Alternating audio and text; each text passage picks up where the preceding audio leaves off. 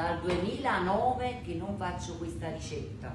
Molla ci viste un po' parabangarello dal fruttumaro, non ho saputo resistere. Fagioli borlotti. Voi mi direte perché sono 16 anni che non prepari più questa pasta e fagioli. Mio padre, poco prima che se ne andasse, io gli chiesi: papà, che devo mangiare? E lui mi disse: Maria, papà, sai come mangiassi? Di spullocare la pasta. Io gli dissi: ma come, tra tante cose buone che teniamo, tu vai a trovare spullocare la pasta? Che lui era un uomo buono, umile, veniva la fame, veniva la miseria. Quando io gli ho preparato questo piatto di pasta, sapete come se l'ha mangiato? Come se fosse stata l'ultima volta della vita sua. E così è stato. E io da quel giorno non li ho cucinati più. Ecco perché. Prima cosa, sguarrate il baccello e tirate fuori i fagioli.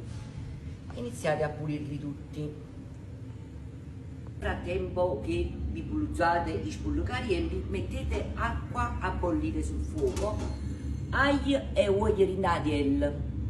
Ma ve li dico perché? Ragazzi, vedete, puliti e lavati, acqua bollente che bolle, e nel bollo ci calate i fagioli e li fate cuocere finché non saranno morbidi. Nel tempo che si cuociono i fagioli, già ve l'ho detto, aglio e olio e pomodori. Guarda, questi sono gli Santo Marzano, guardate quanto sono belle. Ma voi potete usare quelle che volete voi. Io ho fatto pomodoro San Marzano e questi qua si chiamano i cerasella, i ciliegini, e ci trovate tutti i semini là dentro. Aglio, olio, pomodorini e basilico.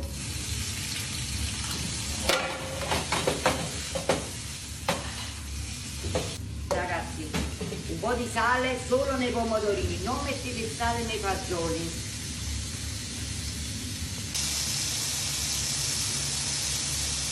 Guardate i pomodorini che abbiamo fatto, li caliamo tutti quanti nei fagioli che stavano bollendo insieme a tutti il mesca Francesca, pasta mista. Poi dopo dire, poi dopo tu, che ne volete voi. Qua ragazzi, un po' di sale, un po' di pepe. E te lo vuoi cercare in dettaglio? Ragazzi, ci siamo, guardate, un altro po' di basilico, un giro d'olio e siamo pronti.